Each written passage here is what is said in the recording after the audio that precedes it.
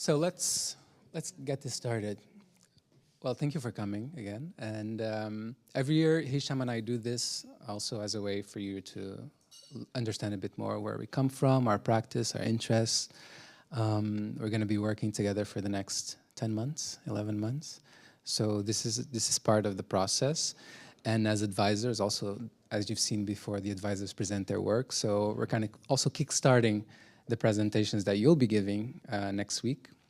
So this is just to get a bit the engines warmer, right?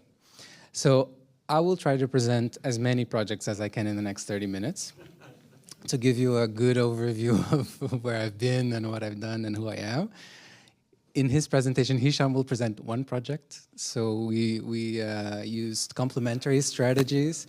So it's going to work really well. I'll start here, which is when I moved to São Paulo. But before, my name is Bruno. I realized that I might have met you all, but I just met Maria Isabel today. So maybe there's someone missing here that I haven't spoken to. So my name is Bruno, and I work at Jan van Eyck as curator and resident liaison.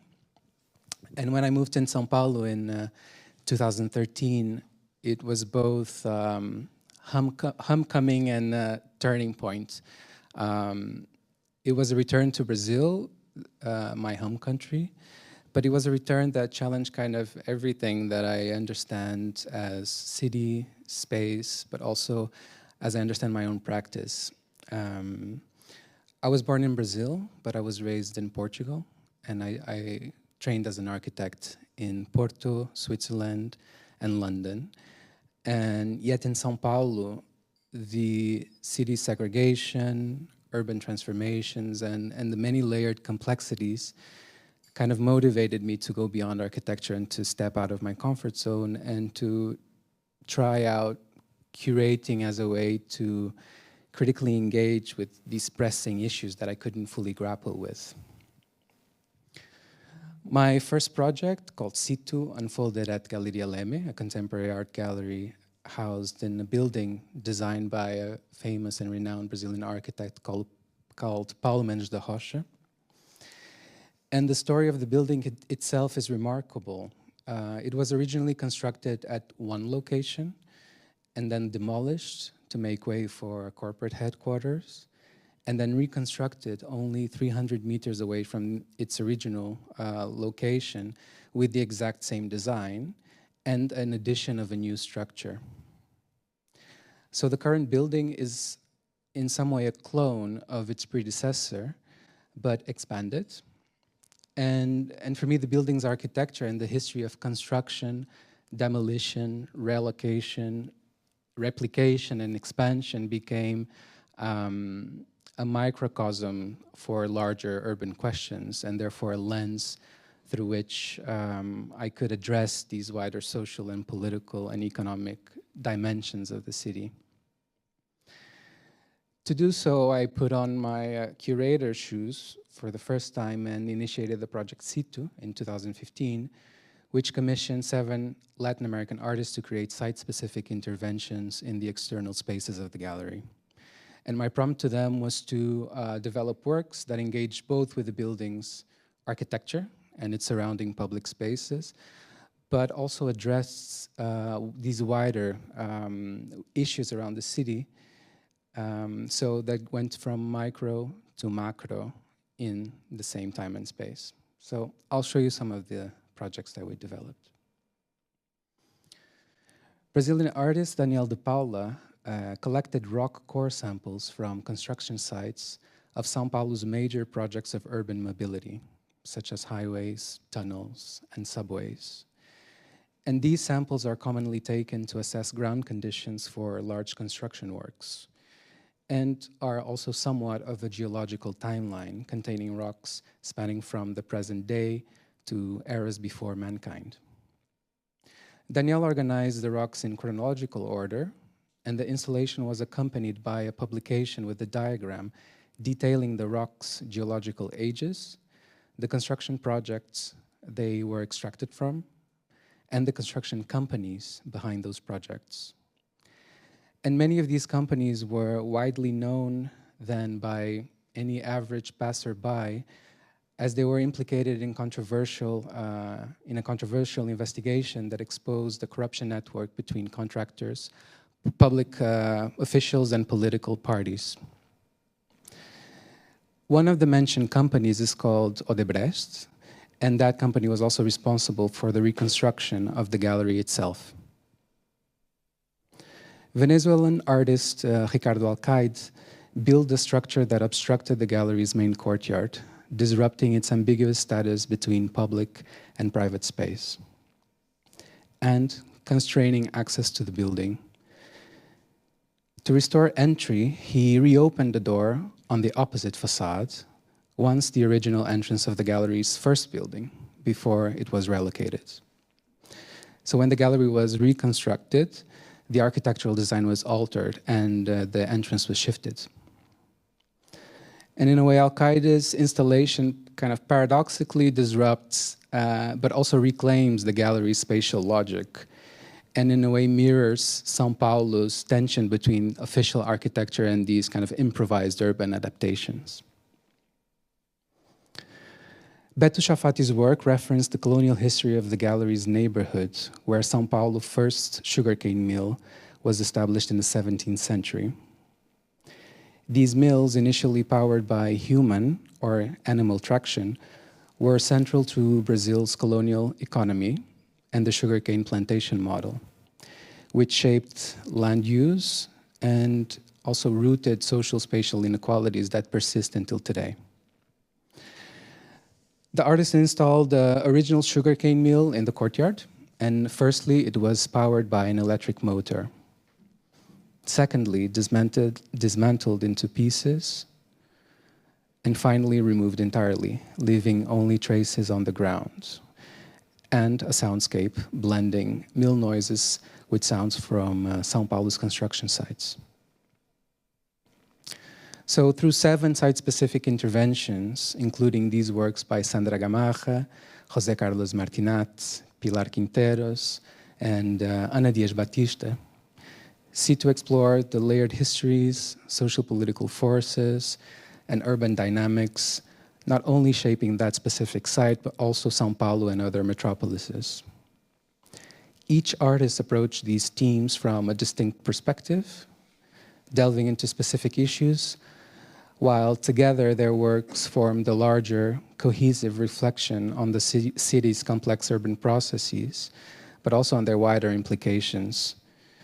And because they were outside and they looked, as you've seen, they also managed to invite many diverse audiences to engage with and reflect on these issues.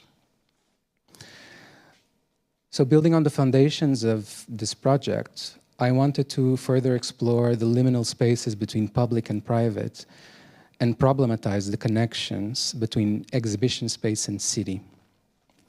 And this opportunity came with the project 1-to-1, where I invited a series of artists to create site-specific works that unfolded both in the gallery's exhibition room and simultaneously on a second location, hosting its own uses and functions in the neighborhood. So this format invited the public to go from one place to another and cross this fast-changing neighborhood in downtown São Paulo.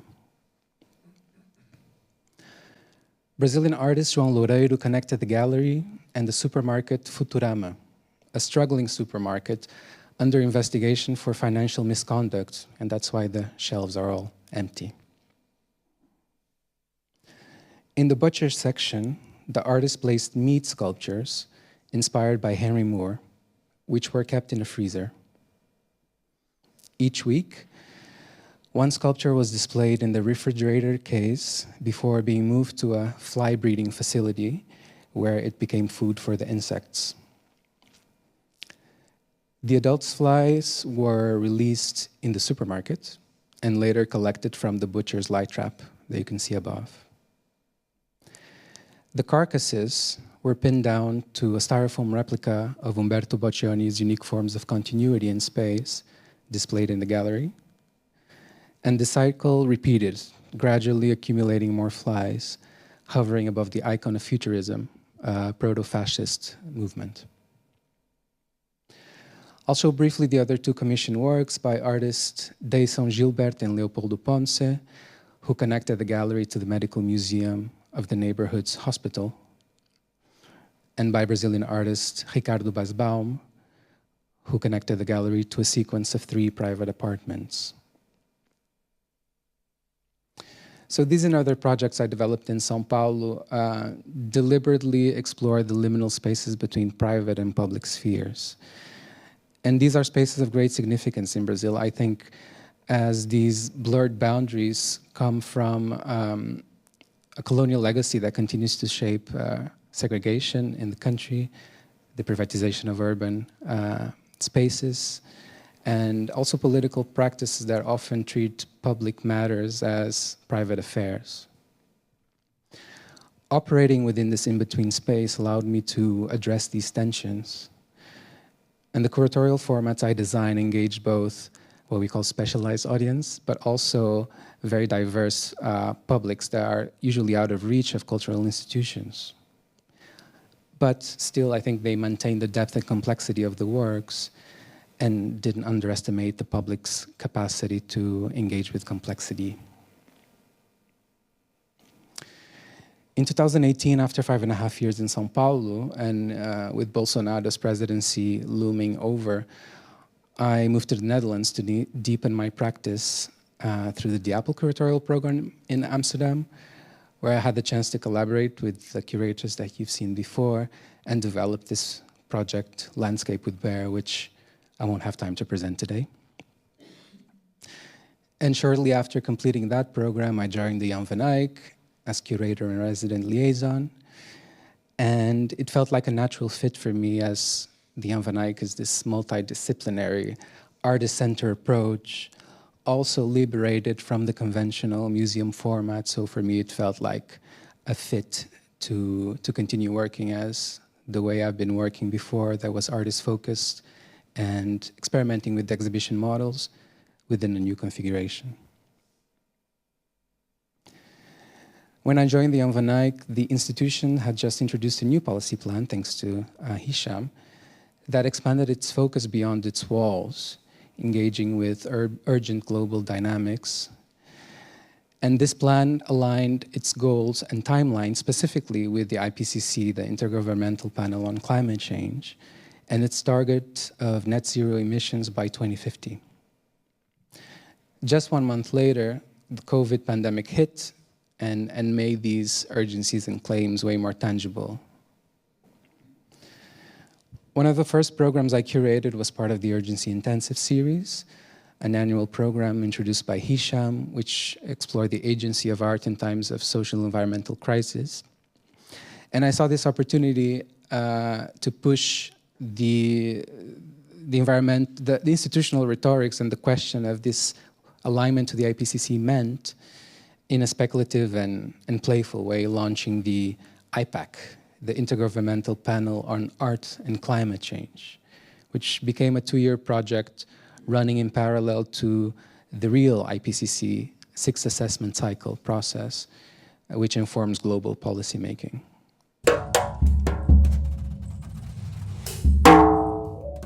We are here to lead you along the infinite sea of electrons.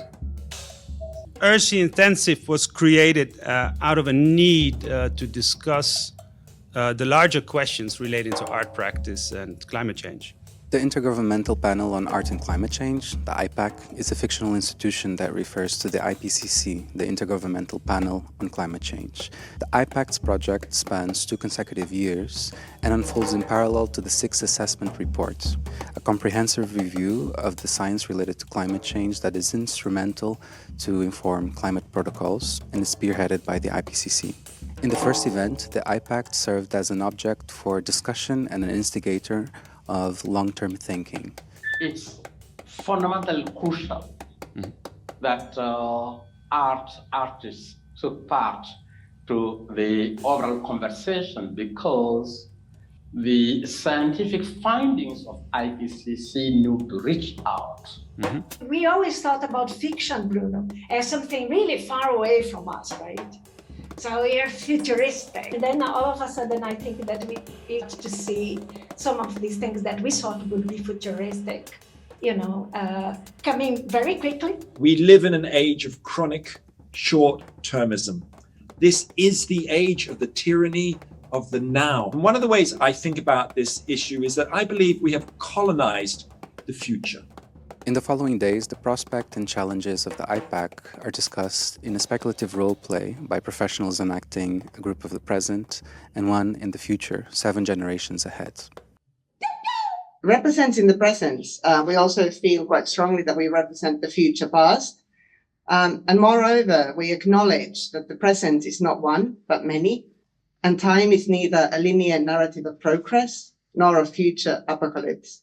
First of all, if we were now really considering how there would be a next component within the IPCC, the first thing I would ask myself is, who is the commissioner? Like, who am I talking to? Who is calling me now? So this need for almost art allyship, I call it, the space to do the research, to do this intersectional, interdisciplinary research, and to reflect on the forms of activism themselves. So let us step into the shoes of our offspring. Let's travel to the future. We are very pleased to be here with you. We think of your now as the generation that helped rewrite the roles and rules of art. Greetings, ancestors. It has taken so long to find a frequency your flesh minds could comprehend. We tend to overcomplicate things when dealing with interdependently defined molecular life. Now is the time for me to tell you something that you already know. There is no future. I cannot point you towards anything. I cannot fulfill your big utopias. And what I mean by this is that the future cannot be designed. It is not a territory that you can conquer and plunder. It is not a place from where you can take resources. It is not any kind of space that can be approached colonially. Because if you try, we will fuck you up. What was, what is, and what has been the art's role in decentralizing, de-overtaking, de-extracting, and taking over reborn sense of ourness, and belonging in the cycle of life and cycle of living beings? After 2 separate roundtables, the groups of the present and the future joined forces in speculating how arts and culture could gain further traction in the discussion and action on the climate crisis.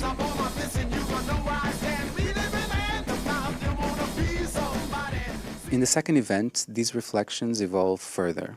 Inspired by the 3 working groups spearheaded by the IPCC, the IPAC proposes a 4th working group in order to explore the intersections between art, culture, and climate action.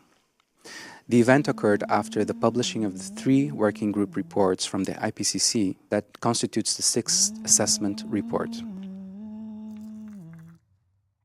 The world is shockingly alive in more ways than our human subjectivity can notice or can give it credit for. When the world moves scandalously away from its predetermined categories of thought and containers, something happens. Data seems to be the anthropocentric posture that arranges us in linear encounter with a world that we presume is just there, waiting to be named and described. Through a series of presentations, performances, conversations that culminated in an assembly with the IPCC's vice chairs, the IPAC Working Group 4 opened a space to discuss, reflect, and add to this ongoing process. It was a chauvinistic assumption that rational science could will away catastrophe. In divine justice, lunacy herself intervened to prove these scientists wrong.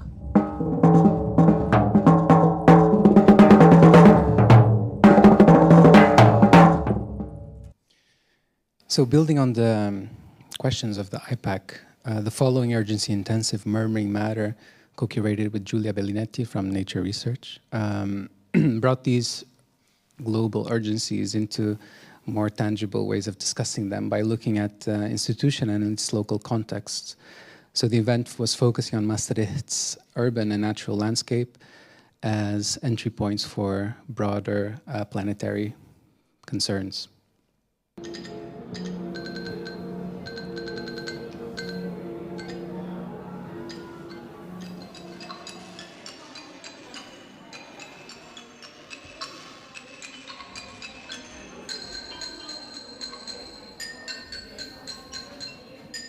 So here we are, 3 generations of women, and by extension, an entire matrilineage responding to the call. We gather here not to ask questions or to define an object or subject, not to mark out an area or field, not to define borders around objects and scenes and situations and archives, and not even to break borders between and across fields and disciplines. Rather, we come together to be curious, to share wonder, and to muse on possibility, and to follow on the generosity of the call. So through a bunch of different methods, I want you to basically kind of talk to the materials around you, or have a conversation with them. Between 70 and 90% of all plant species on Earth associate with mycorrhizal fungi. So it's a very ubiquitous partnership in nature. Now what plants need are things like phosphorus and nitrogen, and those are important elements that are in the soil. What the fungi need are carbon. They are what we call obligate biotrophs, so that means they cannot survive without carbon from a plant host. So they formed this partnership, and they formed it about 450 million years ago. Open your eyes and find the eyes of someone close to you.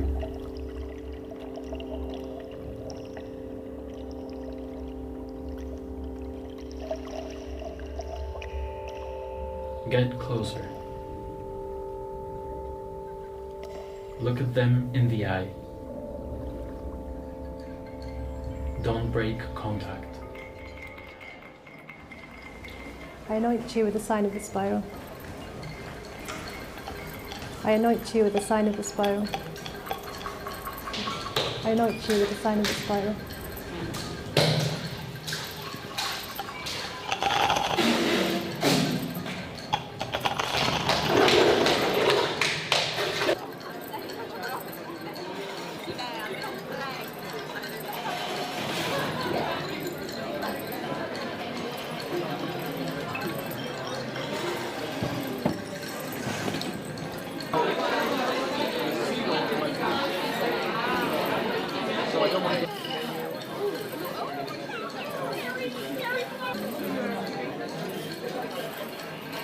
Reach for the furthest sound you can listen to.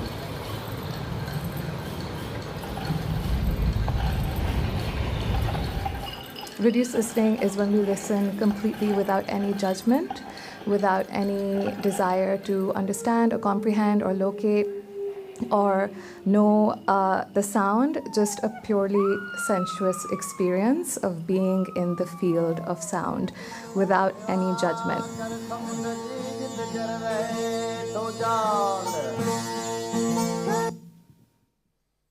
So many of the contributors you've seen are also current participants and alumni of the Jan van Eyck. So this last one, Murmuring Matter, again brought back this exploration of the connections between inside and outside that kind of resonated with my work in São Paulo. But the Luleå Biennial 2024 was also very much rooted in this idea of thresholds and liminality, and public and private, local and global, and it brings us in a way in a full circle because it combines the experience that I had in São Paulo with the questions that I developed here at Jan van Eyck and the research that entailed. And I had the privilege of being artistic director and co-curator with my dear friend and colleague Odd Christel Ba, and this is us posing on top of the frozen sea, as you should, in Luleå. And the biennial took us to Norrbotten, the northernmost region in the world that we have ever visited and been to, the homeland of indigenous Sámi people, and, well, literally a threshold between ecosystems and climates and cultures. This region has long been shaped by large-scale processes, from resource extraction to data storage and new green industries more recently. And it's amid rapid urban development, migration, and environmental disruption caused by climate change. While these changes are, as you can see, very visible and tangible, at the same time, their full impact and complexity often feels elusive and as if it is suspended at a scale 1-to-1 between representation and reality. Additionally, despite being considered a global periphery, the changes that happen in this place are far from isolated and resonate beyond its borders, affecting not only economies and policies, but also communities around the world. So with the biennial, we wanted to uncover these connections and explore the emancipatory potential that might lie on the threshold of 1-to-1. The biennial combined artistic and architectural positions and unfolded across institutions and public spaces in 4 different towns. And it opened here in Kiruna, a town 200 kilometers above the Arctic Circle, which is undergoing one of the world's most ambitious urban relocations. So the entire town center is being moved 3 kilometers as it is sinking now to the world's biggest underground mine, extracting iron ore. And by 2035, around 6,000 people will have moved to new homes in the new town. And even historical buildings are literally being lifted and relocated. Additionally, very recently, Europe's biggest rare earth reserve was found underneath Kiruna, which is essential for sustainable technologies and also European self-sufficiency on these minerals. So it also brings a major geopolitical weight on this region. And of course, this shift comes with concerns about impact on local communities and the environment. Swedish artist Jenny Nordmark opened the biennial with this activation of Folkmakt, an installation that gathered 12 doors preserved from Kiruna's original city hall, which was demolished in 2019. And it was a civic hub of Kiruna, and it was known as Kiruna's living room. And only the building's clock tower remains until today and is now installed in the new city center. So the artist positioned the doors near the clock tower to recreate the spatial relation they had in the original building. And in the opening and closing of the biennial, citizens were invited to share thoughts on local issues, echoing past civic meetings that took place in the first civic hall. And their voices were recorded and played into the new city hall through one of the doors that became a loudspeaker and kind of symbolically brought these voices into the new space of politics in the city. Fast forwarding to the closing of the biennial was made through the public placement of this artwork by Daniel de Paula, which is a permanent metallic pavement stone that is cast from 3 metals. So one of the metals comes from Kiruna's iron ore mine. Another comes from the pointers of the clock tower that I just mentioned, of the clock hands. And the third metal comes from was collected from cremated bodies in Kiruna's crematorium, such as dental fillings or joint implants. And these metals are typically recycled and reintroduced into market circulation, and the profits support Swedish social welfare programs. So the piece's anonymity contrasts with the deep narratives embedded in the materials. In another town, in Boden, we curated an exhibition that reflected on the intersection of resource extraction and human displacement linked to broader geopolitical forces of militarization and violence. This resonated with the town's history and also present, because Boden was a military hub which for many years was restricted to foreigners. And today it's a hub for migrant workers flying from abroad, but also for asylum seekers that are fleeing many global conflicted areas. Ines Halabi's work connected Norrbotten's railway to the network of railroads that extracted resources and lives from the Shinkolobwe mine in Congo.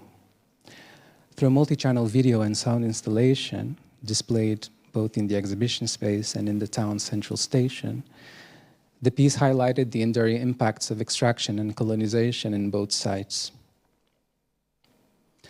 The work of Mohamed Sleiman Labat and Pekka Niskanen explored the entanglements of phosphate mining in Western Sahara and the displacement of the indigenous Sahrawi into refugee camps, together with the disruption of Baltic Sea ecosystem caused by phosphorus. And these connections resonated deeply with Boden because there are very big ongoing developments in Norrbotten on the phosphorus processing industry. Today, as I said, Boden hosts refugees from Africa, Middle East, and more recently Ukraine. And Anna Zvegenseva's work draws on her personal experience of the invasion of Ukraine, while Mkal Nyangapa's installation very subtly references the ongoing civil war in Anglophone Cameroon.